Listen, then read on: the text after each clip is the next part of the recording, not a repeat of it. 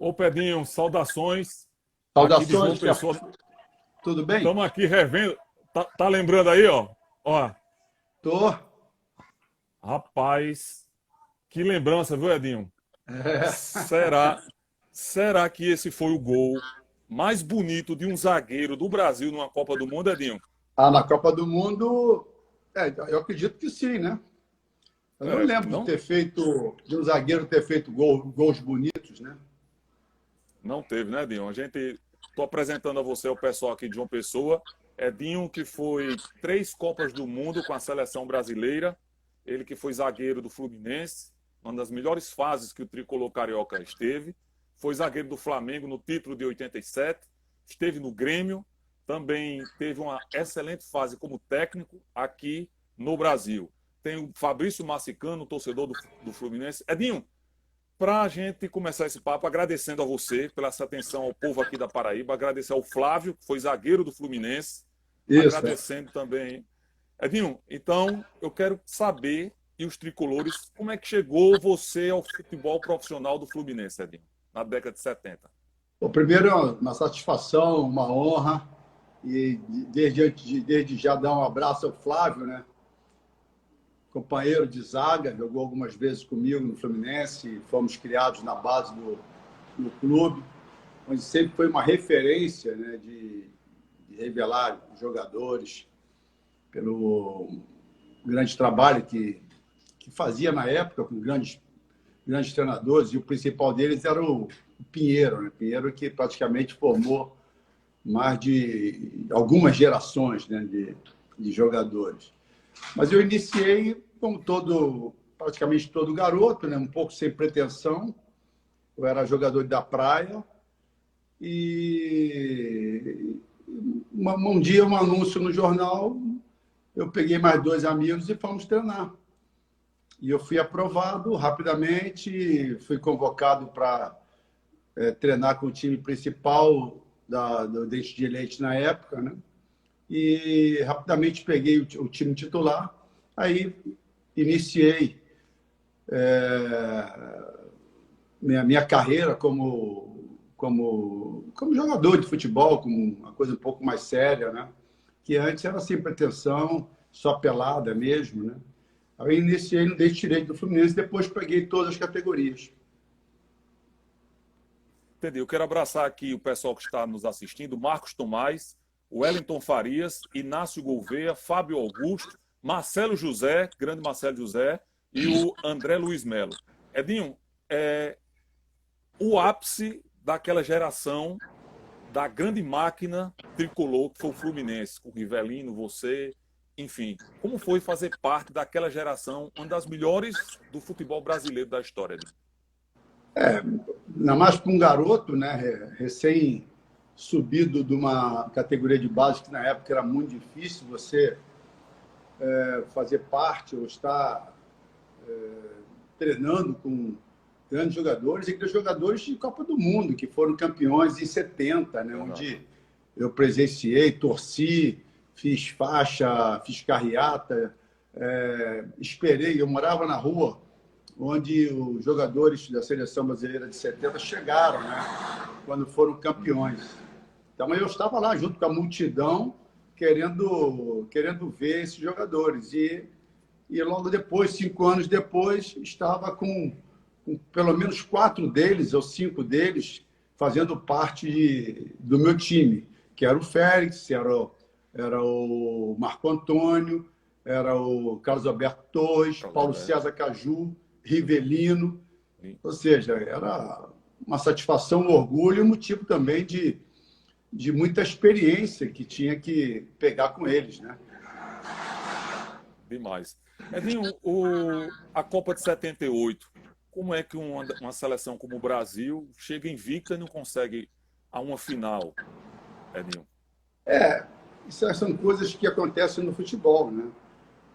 Claro que a nossa diretoria, na época, deu uma bobeada, porque na hora que fomos jogar contra a Polônia, jogamos à tarde, e logo depois do nosso jogo, teve o jogo da Argentina. A Argentina foi para o jogo sabendo já o resultado e o que tinha que fazer naquela partida. Aí deu o que deu, né? Nós Edinho, não sim, classificamos e a Argentina classificou naquele jogo que, mais muitos anos depois, foi descoberto, né? Ou se as pessoas falaram que realmente tinha acontecido. Foi uma combinação de resultado onde a seleção foi prejudicada. Isso te pode dizer que futebol também se ganha fora de campo, né? Não, pode ser que não ganhe, mas você tem que estar preparado para você não perder fora de campo. E a nossa diretoria, na época, deu uma bobeada. verdade. Edinho, agora para a Copa de 82, qual foi a mudança da filosofia de Cláudio Coutinho para o Tele Santana, em termos de preparação para a Copa do Mundo? É a mudança de filosofia, né? São dois treinadores totalmente opostos, né? Um muito mais moderno, que era o Cláudio Coutinho, e o outro usando muito mais a experiência de campo, né? De ex-jogador. E Tele Santana foi um grande treinador. Só que numa Copa do Mundo, você também tem que ter uma experiência de treinador, porque é uma competição curta, uma competição onde tem que tomar decisões rápidas, né? Ficar atento para que você não coma mosca, né? E que isso pode custar caro. E o Brasil demos uma vacilada no momento errado, e a equipe também, uma das maiores seleções das Copas do Mundo, né? Uma das maiores seleções do Brasil. Verdade. E essa geração também não conseguiu trazer um título para o Brasil. Como foi o convite que surgiu, Edinho, para você ir para a região do Friuli, lá na Itália, na Udinese? Foi um contato que eu tive com um clube europeu. Anteriormente, eu tinha tido um contato com o Olympique de Marseille. O Fluminense Da não França. vendeu, não quis me vender, apesar do dinheiro ter sido muito maior, a proposta ter sido muito maior. Quando houve essa proposta, eu estava para renovar meu contrato com o Fluminense e, na hora da renovação, eu estipulei de comum acordo uma cifra que, se aparecesse algum clube com esse dinheiro para me pagar, eu iria sair. E foi o que aconteceu. Eu consegui um clube para pagar, que era a Udinese, que tinha um projeto muito interessante, apesar de ser uma equipe de uma cidade pequena, uma equipe média, que tinha uma pretensão, tinha um projeto de se tornar grande. Então, fui para lá, depois o Zico também foi, e a ideia era essa. Só que depois as coisas mudaram, porque houve um problema com o presidente, e o presidente teve que vender a Udinese e o projeto foi por água abaixo. Edinho, mas você pegou aquela fase que chegou o Zico lá na Udinese. Como foi a festa lá de Udine, na chegada do Zico? Foi uma festa, lógico, muito grande, porque era uma cidade pequena, uma cidade de 150 a 200 mil habitantes, e nunca uma equipe média, né, com a pretensão de se tornar grande, com esse projeto que eu falei, e levando o Zico, a intenção foi justamente essa, de dar um passo justamente para poder conquistar o título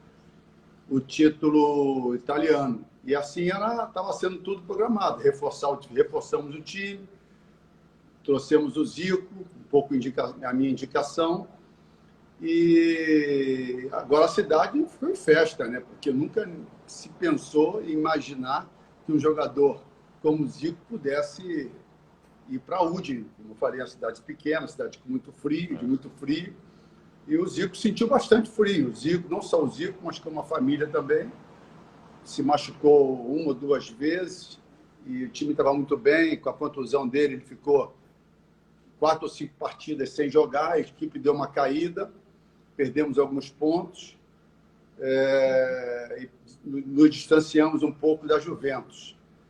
Mas o projeto era esse. Como o projeto veio por água abaixo, o Zico voltou para o Brasil. Uma época que você viu a chegada de Maradona no Napoli Jogou até contra Falcão e Cerezo na Roma, né, Edinho? Isso aí, Falcão e Cerezo. Jogamos contra Dirceu também no Verona. Sim. Falcão e Cerezo na...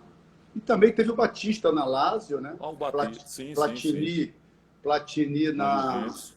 Platini na Juventus. E Juventus. também teve se eu não me engano, teve o Pedrinho no Catania. Tivemos alguns brasileiros. Luvanor também no Catania, se eu não me engano. Sim. Tivemos alguns brasileiros lá. E o Maradona que fez no Napoli, revolucionou a equipe do Napoli, apesar de Napoli de ser uma cidade importante, mas não tinha, era um time também mediano. Com a chegada do Maradona, depois do Alemão e do Careca, a equipe se tornou sensação não só na Itália, como na Europa, né? Verdade. Edinho, aí você na Udinese, aí próximo da Copa de 86. A filosofia implantada pelo Tele de 86 foi mais ou menos parecida com a de 82? Ou ele quis mudar alguma coisa, digamos assim, para reverter aquele fracasso, digamos assim, contra a Itália? Fracasso não por ser uma ruim equipe, foi a melhor equipe que eu acho de todos os tempos, mas um fracasso porque foi eliminada por uma Itália cambaleando. E a mudança para 86 do Tele? O que aconteceu foram tantas críticas, né, que foram feitas ao próprio treinador, o Tele Santana, de ter armado uma equipe muito ofensiva, que eu não concordo. Eu acho que a equipe era ofensiva, mas era uma equipe consciente daquilo que estava fazendo. Os adversários tinham receio de enfrentar o Brasil. É claro que numa partida de futebol você tem determinadas situações que você fica vulnerável ao trágico e é normal e natural. Só que com isso você pode tomar gol ou pode também não tomar gols. E naquele jogo o Brasil tomou 3 gols, coisa que não vinha acontecendo, de também uma infelicidade, algum erro que pode acontecer. E a equipe italiana fez 3 gols. Mas a equipe era uma equipe equilibrada, né? O que aconteceu na época é aquilo que eu falei anteriormente, são decisões que têm que ser tomadas numa Copa do Mundo, numa competição curta, né? E que se você não toma uma decisão, você pode voltar para casa, como aconteceu. E foram muitas críticas que foram feitas em cima disso, do Tele Santana ter colocado uma equipe muito ofensiva e que não se preocupou com a parte defensiva. Em 86, ele, diante disso tudo, mostrou que ele realmente meio que aceitou todas essas críticas. E aí ele armou uma equipe mais defensiva, né? Ou tentando se equilibrar um pouco mais defensivamente. Tanto é que ele colocou basicamente 3 jogadores defensivos no meio de campo, que foi o Elcio, que era do Atlético Mineiro, foi o Alemão, que era acho que era do Napoli, né? E também colocou o Júnior, né? O Júnior, ele foi da lateral esquerda para meio de campo e colocou o Branco na esquerda. Quer dizer, equipe um pouco mais equilibrada e não tomamos muitos gols. Na verdade, tomamos um gol só, que foi aquele gol do Platini. A equipe também voltou invicta, não perdeu no tempo normal, perdemos nos pênaltis e tomamos um gol só.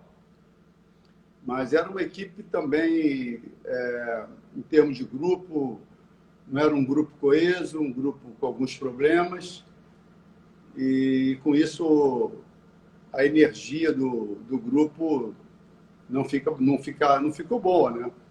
E eu acredito muito nisso. Quando você não tem uma energia, você não tem uma harmonia dentro do grupo, a tendência é, no momento que você vai afunilando os jogos, que você vai se deparando com equipes mais organizadas, mais harmônicas, mais unidas, mais sincronizadas, aí você volta para casa, como aconteceu com a gente. Então, Edinho, falam-se muito, a imprensa, torcedores, justamente a seleção de 82 foi fantástica.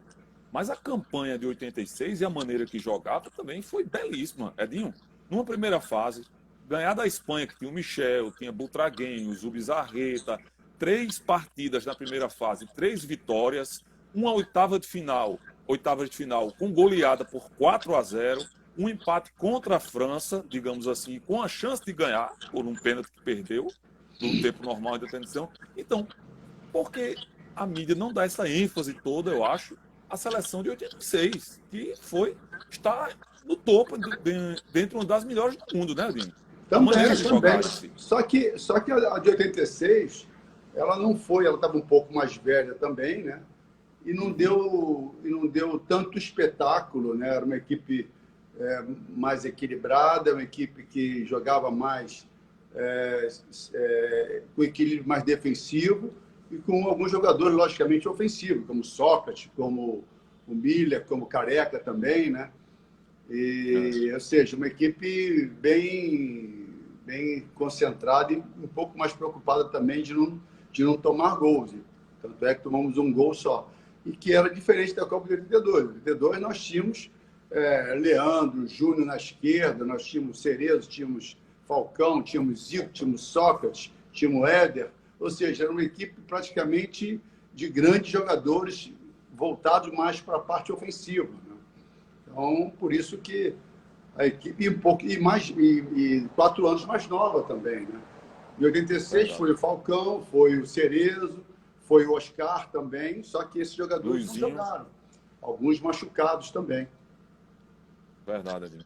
Agora, foi a sua última Copa e a que você fez um golaço que ajudou a classificar o Brasil para as quartas de final, Edinho. É o ápice para um jogador marcar um gol em Copa do Mundo, Edinho? Todo mundo. Primeiro, todo jogador quer jogar pelo menos uma partida numa Copa do Mundo, né? E jogando partida, você vai criando os objetivos. E o outro, logicamente, é fazer gols.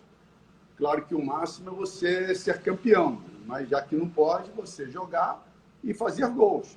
E um defensor fazendo gols também é o máximo, que a gente não vê toda hora numa Copa do Mundo, que é uma competição muito rápida, né? Muito curta, e um defensor não pode te dar o luxo de ir no ataque, a não ser numa bola, num cruzamento, alguma coisa assim. E que não foi o meu caso. No meu caso, eu chutei a bola para frente e acompanhei o Careca me deu a bola, eu fingi que chutei, driblei dois jogadores com o goleiro e fiz o gol. Quer dizer, certamente isso aí, para um defensor, capitão do time, sendo minha última Copa do Mundo, realmente foi marcante. Edinho, na convocação da Copa, já estava certo que você ia ser o capitão? Não. Me tornei capitão durante os treinamentos. Ah, sim.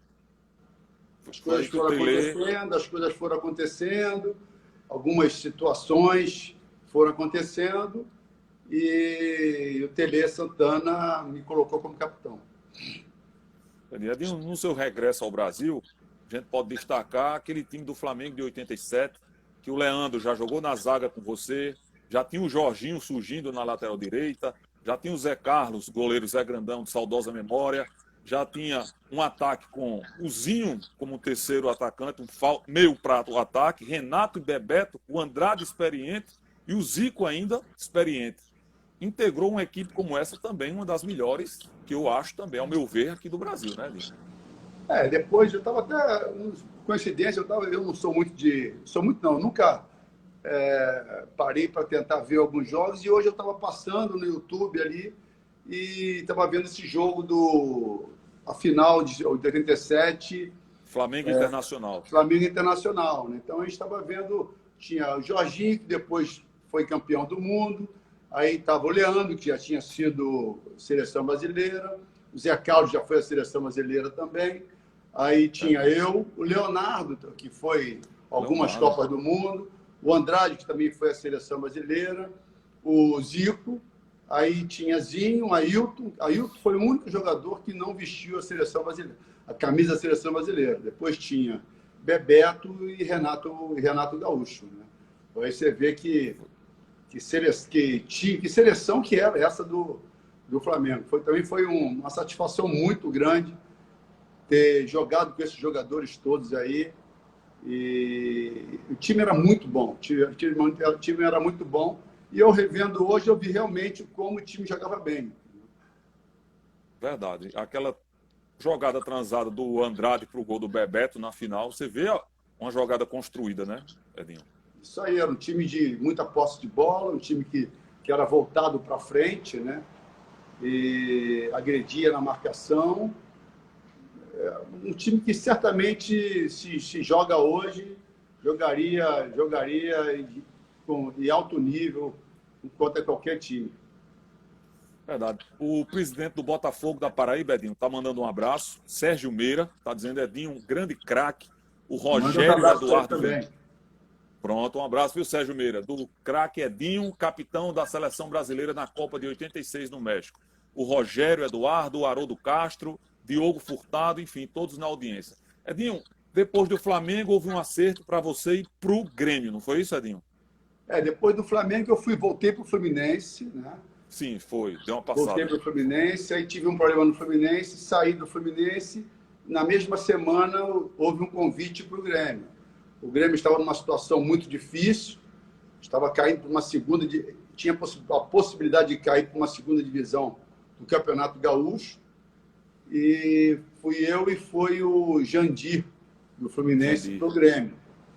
E lá nós revertemos a situação, fomos campeões gaúchos e logo em seguida fomos campeões da primeira Copa do Brasil, que foi em 89. E que justamente vocês pegaram o esporte que você defendeu também no final de carreira, né? Na final. Não, o esporte, no esporte eu fui treinador do esporte, eu não joguei no esporte. Isso. Sim, foi técnico, justamente. Inclusive foi dos últimos clubes que você treinou, foi o esporte. Aí você encerrou a carreira, foi, justamente. Aí você encerrou a carreira e veio um convite para você ser treinador do Fluminense e de cara você ganhou uma Taça Guanabara pelo Fluminense, Edinho. Já foi em 91, 91 iniciei, fomos campeões com o time mediano, depois fomos vice-campeões, que não conseguimos ganhar o Campeonato Carioca. Fui para o Botafogo em 92, o Botafogo estava sendo desmontado, aquele time do Emílio Pinheiro, e voltei para o Fluminense em 93, também fui campeão da Taça Guanabara. Fui bicampeão na Taça Guanabara e não conseguimos também o título carioca, né? Que perdemos, fomos vice-campeões. E logo em seguida eu fui para o Marítimo de Portugal, comandar o Marítimo numa Copa UEFA, e que talvez tenha sido um passo equivocado da minha parte ter saído tão recente numa carreira que estava uma carreira promissora, que era de treinador, um pouco sem apesar de toda a minha experiência como jogador, como treinador, estava começando, estava indo muito bem e dei um passe equivocado e atrapalhou um pouco no transcorrer da minha carreira. Edinho, voltando a 91, aquela final Fla-Flu, os dois protagonistas do ataque, tanto do Flamengo, o outro protagonista do Fluminense, Super Ézio e o Gaúcho. Ambos vieram a falecer muito jovens, né, Edinho? A gente fica pensando num passado recente, onde dois protagonizaram os dois ataques do Fla-Flu, infelizmente vieram a falecer, né? O Ézio era um grande jogador, uma pessoa sensacional. Teve um problema, né, e não conseguiu se recuperar. O Gaúcho também, mesma coisa. Isso pode acontecer com qualquer um, infelizmente aconteceu com eles. Eram dois grandíssimos jogadores e excelentes pessoas. Verdade. Edinho, como foi sua passagem aqui no Nordeste como técnico? Você foi técnico do Vitória, da Bahia. Como é que você pode avaliar? Na Bahia eu fui em 96, fui treinador da Bahia, do Vitória da Bahia. Fiz Vitória. O Vitória estava com alguns problemas financeiros também. Fiz um excelente trabalho, fomos campeões baianos e logo em seguida eu saí porque o Vitória não tinha condições de manter um bom trabalho, porque estava com alguns problemas financeiros, e eu fui para a Portuguesa. Mas também dirigi o Bahia em 93, voltei para o Vitória em 93 também, e no Norte e Nordeste eu dirigi Vitória, Bahia e Sport Recife. Isso. Edinho, o nordestino, você sentiu o quanto a torcida cobra, porque gosta realmente do futebol? Tem nível o futebol do Nordeste, né, Edinho? Não, até me surpreendeu. Eu, treinando Vitória, eu não tinha a ideia de como era, né? Porque nunca tinha morado no Nordeste, só conhecia os times, meio que de ouvir falar, que não eram tão profissionais, não eram tão sérios. Eu, sinceramente, não foi nada disso que eu encontrei tudo ao contrário, um profissionalismo muito grande, uma seriedade, a vontade muito grande de subir, né? Que o Vitória depois deu seus passos largos, revelando muitos grandes jogadores, e o Sport, mesma coisa, o Bahia também, mesma coisa. Morei em Salvador por 5 anos direto, ou seja, eu tenho uma amizade muito grande, né? E um respeito muito grande ao pessoal do Norte e Nordeste. Inclusive, você foi técnico aqui em Recife também do Sport, né, Edinho? Fui técnico no Sport. Edinho, o Roger Neto está dizendo aqui que é fã, na época que você comentava. O Drivoli entrou, o Ângelo Medeiros está aqui também mandando mensagem. Edinho, essa fase de transição que você deixou de ser treinador, passou um tempo e entrou na imprensa esportiva de um canal de grande audiência que foi o Sport TV. Muito aprendizado, Edinho? Gostou de estar ali do lado do comentarista, trabalhando com o narrador ali na cabine de imprensa, Edinho?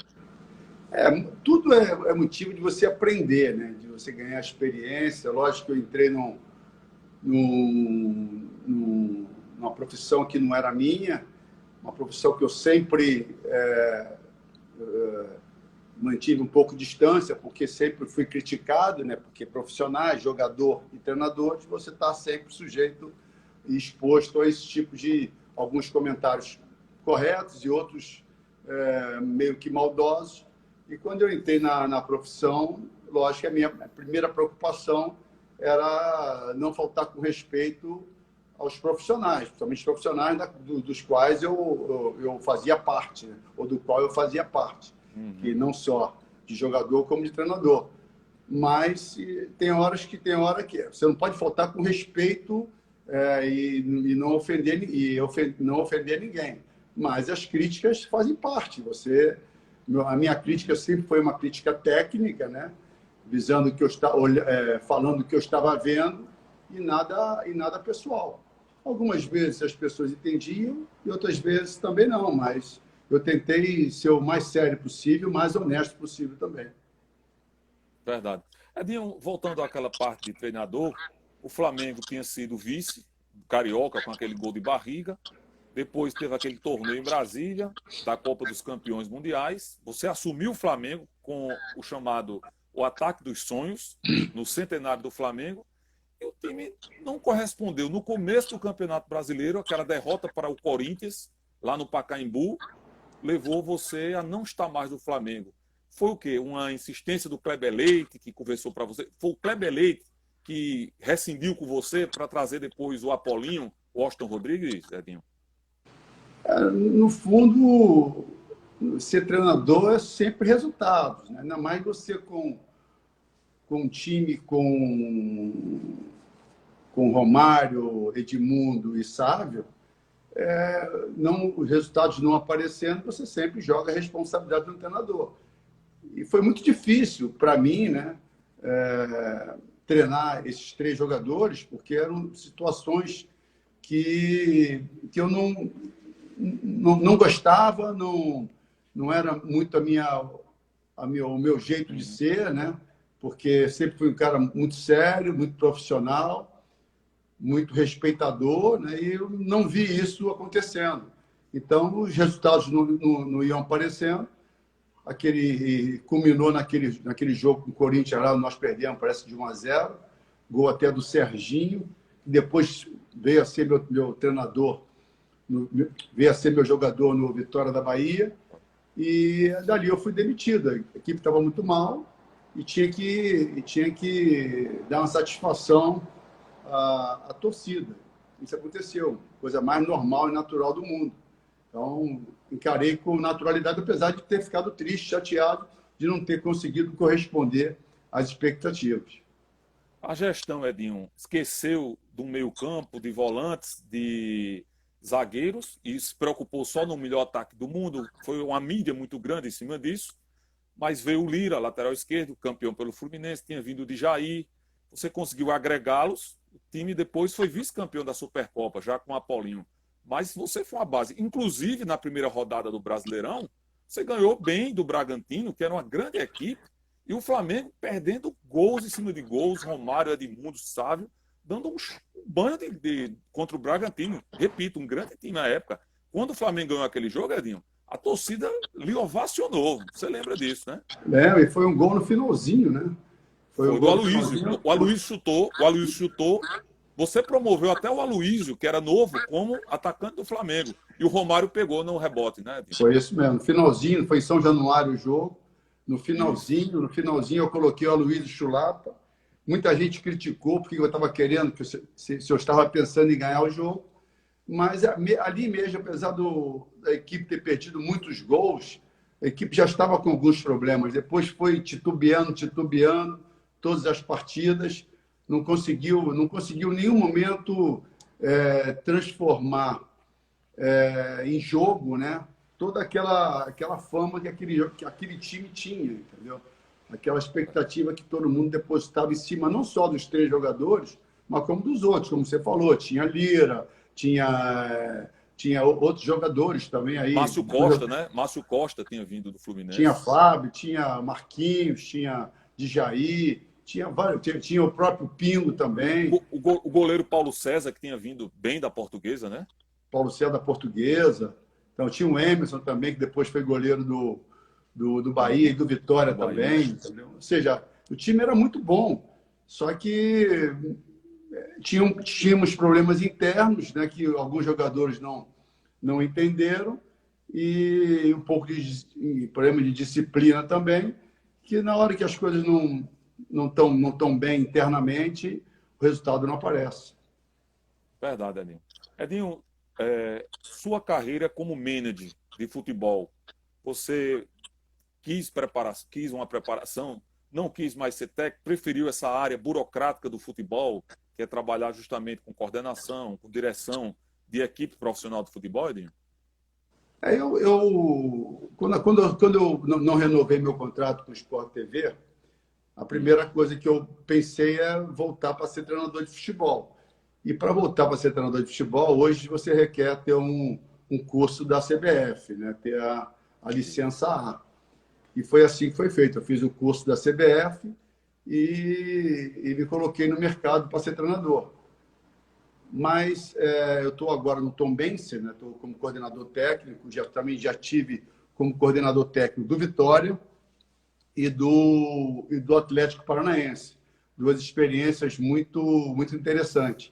E eu tenho esse perfil, né? Um pouco de liderança, muita experiência, muito conhecimento, sabendo lidar com todas as situações. E aqui o Eduardo Uran e o presidente do Tombense, que aqui nós temos uma excelente estrutura, e a ideia também é revelar jogadores, acharam melhor eu vir como coordenador técnico. Seria melhor para eles, e eu também entendi que seria melhor para mim, apesar também pela minha idade e tudo mais, e tem sempre um certo preconceito em cima de uma idade um pouco mais avançada, ainda mais nesse momento que agora talvez um pouco menos, porque as pessoas se deram conta que as pessoas mais jovens estudam, que futebol não é estudo, futebol também pode ser estudo, mas acima de tudo é a experiência adquirida dentro das 4 linhas, né? Porque não tem jeito de ser diferente. Então, e hoje a gente está vendo até no próprio Jorge Jesus, um treinador de 66 anos, 65 anos, tendo novas ideias, novos conceitos, né? Porque não importa a idade. Entendeu? O cara Então, eu achei melhor entrar como coordenador. Estou muito satisfeito, o trabalho está sendo desenvolvido. Vamos disputar a Série C. Estamos aqui no Campeonato Mineiro. Estamos em segundo lugar. Faltam 2 rodadas para terminar a primeira fase. Eu acredito que a equipe não deva ter problema para se classificar entre os 4. O objetivo também era a Copa do Brasil, classificando entre os 4. Então, ou seja, aos poucos a gente está atingindo os objetivos e tudo bem também, porque eu estou fazendo a minha parte. As pessoas estão muito satisfeitas. Ô Edinho, tem um jogador aqui que foi do Botafogo da Paraíba, é o Marquinhos, que é meio campista aí do Tombense. Marquinhos está muito bem aqui. Isso. Falo sempre com ele, elogio bastante ele. É um jogador que vai ter um grande futuro no futebol brasileiro. Está aprendendo bastante aqui, está melhorando, está treinando, está se capacitando. Está muito legal. O Otton Gama está dizendo, Edinho, ídolo máximo. O Rogério Eduardo Ventura também está mandando um abraço. O Harry Dacian também. O Dick Quarentena. O Cacá Barbosa, que é aqui da Band de João Pessoa. Boa noite. Peraí, o Cacá Barbosa tem até uma pergunta aqui, Edinho. Muito pertinente. Cheguei aqui. Boa noite. Na sua visão, Edinho, por que... Cadê a pergunta do Cacá? Por que as Copas de 82 e 86 foram perdidas? Você já respondeu, já tratou a questão? Já respondi um pouco. Agora, abrindo um parênteses aí para o Otto Sim, Gama. vamos lá. Otto Gama é um amigo da praia da Barra da Tijuca, onde a gente jogava, quando eu estava lá no Rio, jogava futebol praticamente todo dia. E o Otto jogava contra ele também, né? Um contra um. O Otto, rapidamente, só para colocar informação aí, foi o adversário que eu ganhei mais no futebol e foi ele, entendeu? E toda live que eu entro, ele entra querendo que eu fale isso para todo mundo ficar sabendo, entendeu? Mas ele é mais novo que você, Edinho? Ele é mais novo? Muito mais novo que eu, muito mais novo que eu. O Edinho, falar em praia, também teve uma seleção brasileira que não foi brincadeira, né? Júnior, você, Paulo Sérgio, Júnior Negrão, até Zico esteve, Edinho. Uma seleção brasileira dessa não podia, acho que quem enfrentasse perdia, Edinho. Era uma chamada de arapa. Cláudio Adão, A gente iniciou com esse projeto, né, com essa nova característica de esporte, né, com esse esporte novo que não existia isso na praia, que era o beach soccer, que veio voltado, que começou nos Estados Unidos. Os Estados Unidos sempre tentou melhorar ou inovar, ou levar para a cultura deles o futebol, mas nunca conseguiram. Eles nunca conseguiram entender como é que uma partida de futebol pode terminar 0-0 e o público ir para casa e não gritar gol. Então, eles queriam sempre ver gols, e eles criaram esse esporte, essa modalidade, para ter gols, né? E foi isso que aconteceu. Com a gente em campo, era gol, era 10-0, 10-2, 12, 13, 18. E o público cada vez torcia mais, porque a preocupação do público era ver o Brasil ganhar, o Brasil fazer gols, e gols bonitos, né? Então, foi muito bacana também, porque a gente, além de ter iniciado essa modalidade, a gente curtiu bastante e levou para dentro desse contexto a seriedade da nossa carreira, o profissionalismo, né?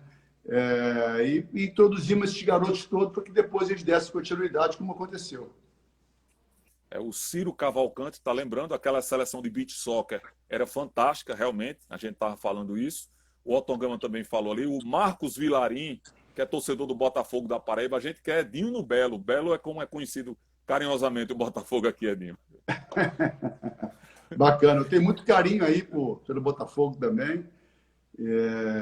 Vejo acompanho os campeonatos, tenho muitos amigos também aí. E vamos ver, um dia, agora não trabalhar como coordenador, né? Mas por enquanto estou muito satisfeito aqui. Ângelo Ramalho também. Edinho, essa pandemia é prejudicial até que ponto para os clubes brasileiros. Aqui o campeonato parou, faltando 2 rodadas para encerrar a fase de classificação no meio de março. Como está a sua visão como gestor ligado ao futebol sobre essa pandemia? Tem que voltar? Não tem? Um abraço para Emerson Machado Mofi, que está acompanhando, Edinho, seu fã também. O Emerson Machado é torcedor do Flamengo e é fã do Edinho. Ele é o nosso repórter Mofi. Até que ponto, Edinho, pode prejudicar ainda mais o futebol essa pandemia? Na verdade, não prejudicou só o futebol, prejudicou o mundo inteiro, em todas as situações. Então, quer dizer, a gente não pode querer olhar só para o nosso lado agora, querer que volte, onde o mundo está mostrando ao contrário. Mas eu acredito que agora, já para esse mês, agora final desse mês, do início do próximo mês, as coisas já estão se acalmando. A gente já está começando a conviver com esse vírus, tentando entender um pouco mais, se precavendo, né? Para que a gente não pegue o vírus e também que a gente não passe, né? Claro que vão ter os controles, todas as pessoas que estão preocupadas com isso já estão trabalhando em cima disso rapidamente. Eu acredito que, com isso tudo, a gente também não pode parar, porque a gente já viu aí que o vírus está aí, né?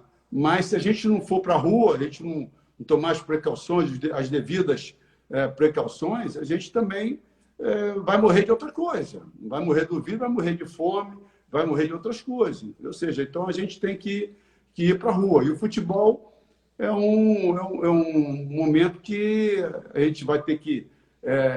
Esse é um outro momento onde você vai ter que se adaptar a não ter torcida inicialmente. Daqui a pouco você tem que educar os torcedores a não se aglomerar, até que as pessoas capacitadas, as pessoas que estão à frente disso tudo aí, a Secretaria de Saúde, possa ir começando a abrir e a liberar um pouco mais para que todo mundo possa voltar a viver normalmente. Eu acredito que vai demorar muito isso ainda, a viver normalmente como se vivia anteriormente. Como é que estão essa questão de protocolo para voltar a treino aí em Minas Gerais, Edinho? O protocolo está sendo criado aqui, a gente já está treinando. Teve um protocolo de fazer todos os testes, fizemos o isolamento, fizemos aquela quarentena em todos os jogadores, criamos grupos, os jogadores iam chegando, nós íamos criando grupos separados, treinando separadamente, e aos poucos fomos juntando. Hoje já temos todo o grupo juntos, alguns que estão chegando agora, 2 ou 3 que estão separados, vão ficar numa quarentena, fazendo todos os testes, e diariamente a gente está tirando a temperatura, fazendo os testes. Qualquer sintoma a gente já separa, não teve ainda esse problema, porque não tivemos nenhum tipo de problema aqui. Aqui a cidade arca com os testes, Edinho? Quem arca com os testes? Quem paga os testes? É o próprio clube, O próprio clube paga os seus testes, de Minas Gerais. Também um pouquinho com a Secretaria da Saúde aqui, que ajudou um pouco. Mas como a cidade é muito pequena, a gente tem um controle maior, entendeu? Aqui tivemos poucos casos, tudo assintomático, acho que teve uma morte só, mas que depois foram ver que não era de coronavírus. Ou seja, a gente aqui está um pouco controlado. Por isso que a gente já está treinando, já está num processo mais avançado. Eu acredito que quando o futebol, se vier ter que voltar, nós estaremos um pouco à frente das outras equipes. E tem perspectiva da bola rolar, como no Rio de Janeiro, por exemplo, que vai ter Flamengo e Bangu em Minas Gerais? Tem alguma perspectiva, Adinho? Tem sim, já estão se falando. É claro que a gente tem que viver dia após dia, semana após semana, mas hoje já estão se falando do campeonato começar entre o dia 10 e dia 15 do mês que vem. Isso hoje. Pode ser que amanhã mude, né? Adiantar, eu acredito que não, porque vai ter que dar um prazo para que as outras equipes contratem jogadores, porque muitas equipes liberaram seus jogadores, contrate que tenha tempo ainda de 15 dias para treinar e manter seu grupo em forma. O Emerson Machado, Mofis, está lembrando aqui que ele é vascaíno, não é flamenguista, mas é fã do Edinho. Brincadeira, viu, Emerson? Eu sei que você é vascaíno e aqui ele torce pelo Botafogo. Edinho, o Botafogo que foi quem eliminou a Tombense ano passado, 2019, na Copa do Brasil, nos pênaltis, Edinho. É mesmo, né? Esse Foi, fato eu não sabia. É mesmo? Foi, ano 2019, foi. Mas foi aqui em Tombos? Acho que foi em Tombos, Foi em né? Tombos. Ah, Foi, então tá. foi. Sei. Nos pênaltis. Edinho, uma última curiosidade. Depois daquele episódio do pênalti perdido, qual foi a primeira palavra, você como capitão, que falou pro Zico?